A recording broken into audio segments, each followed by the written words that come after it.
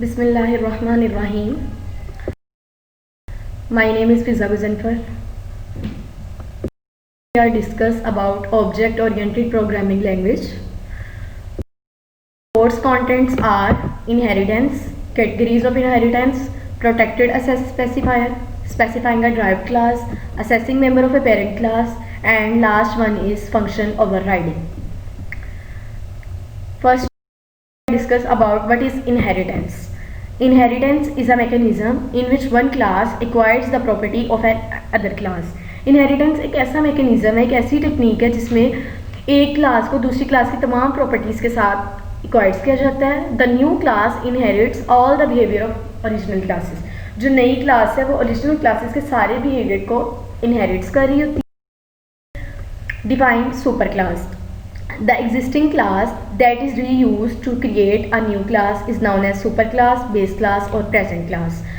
Existing ये super class एक ऐसी क्लास है जिसमें ना किसी फाइल को, किसी क्लास को दोबारा रीयूज़ भी किया जा सकता है, मतलब दोबारा से इस्तेमाल भी किया जा सकता है और एक नई क्लास भी बनाई जा सकती है.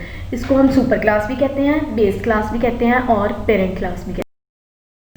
Define subclass. Subclass, the new class that inherits the properties and function of existing class is known as subclass, derived class और child class.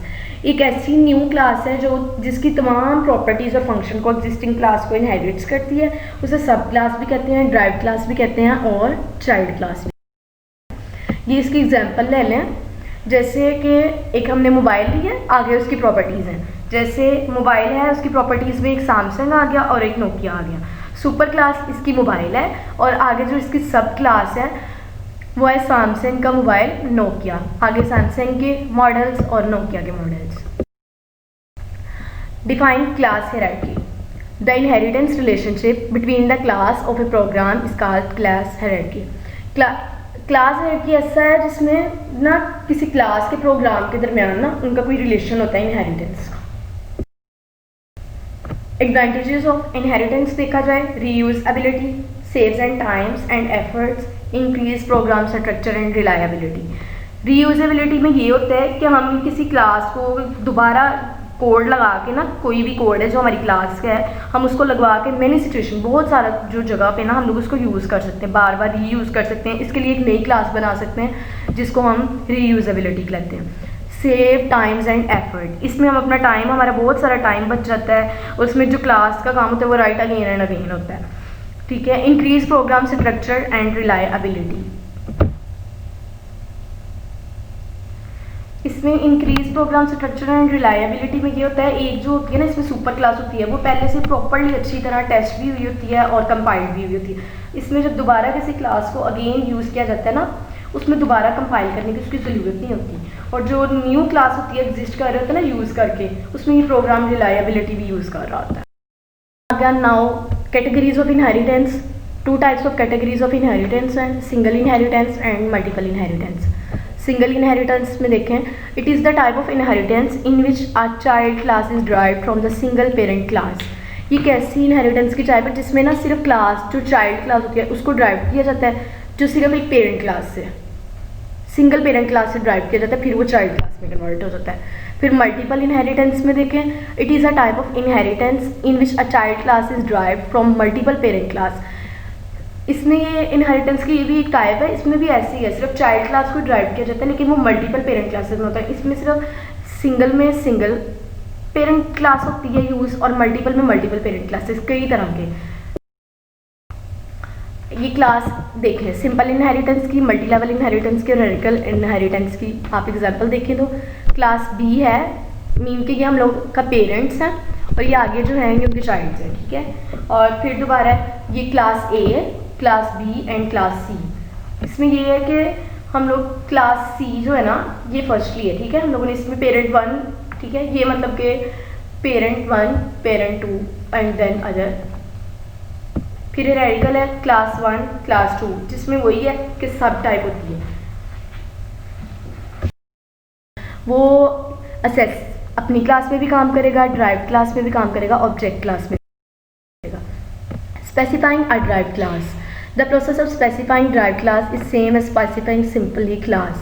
ये सिर्फ एक ऐसे ही प्रोसेस है जिसमें ना क्लास ड्राइव्ड होती है ऐसे के जैसे सिंपल क्लास ड्राइव्ड होती है। एडिशनल देखें इसको, the reference of parent specified along with the derived class name to inherit the capabilities of parent class. इसमें ये एक होता है कि जो ना पेरेंट का रेफरेंस होता है, मीन के जैसे अब कोई एग्जांपल ले लो कि किसी के भी पेरेंट्स हैं तो बता होता है कि ये पेरेंट्स हैं, इनका बच्चा ये है। इसमें यही बताया हुआ है कि खास होते हैं, पेरेंट्स होते हैं अलोंग ड्राइव कर रहे थे किसी खास क्लास से कर रहे होते हैं, मीन के जो उनके पेरेंट्स होते हैं उनमें इनहेरिट्स कैपेबिलिटीज़ बहुत ज़्यादा होती हैं। आगे इसका साइंटेक्स देखें, class, sub class, specifier parents and class, बाद में बॉडी ऑफ क्लास। आगे आ जाए accessing member of parent class. An important issue in inheritance is accessibility of base class member by the object of derived class. ये इसमें एक खास जो मसला है ना वो यही है कि इनहेरिटेंस की जो क्लास बेब है मेंबर की, बेस क्लास मेंबर जो है ना वो ऑब्जेक्ट की ड्राइव क्लास की असेसिबिलिटी है। It is known as accessibility, ये असेसिबिलिटी ही कहलाती है। The object of derived class can be assess certain member of parent class. Object की जो ड्राइव क्लास है ना उसको मेंबर के पेरेंट क्लास के साथ यकीनन यूज किया जाता है। Constructor of parent class, the object of derived class can assess certain constructor of parent class. जो ऑब्जेक्ट क्लास है वो खसूसी तौर पे सिर्फ कंस्ट्रक्टर की ही पेरेंट क्लास के साथ असेस करेगी।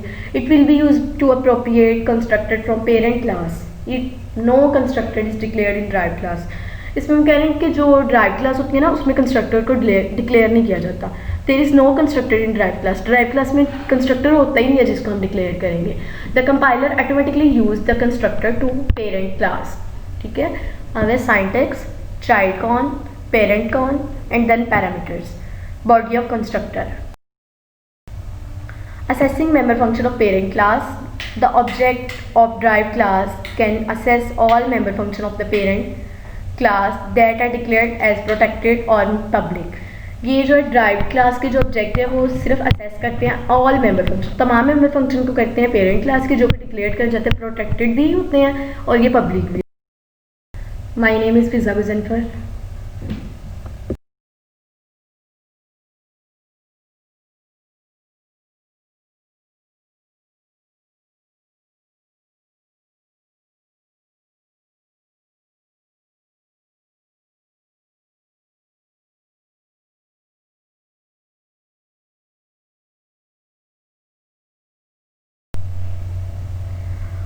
I hope you all like my video. Thank you so much. Allah Hafiz.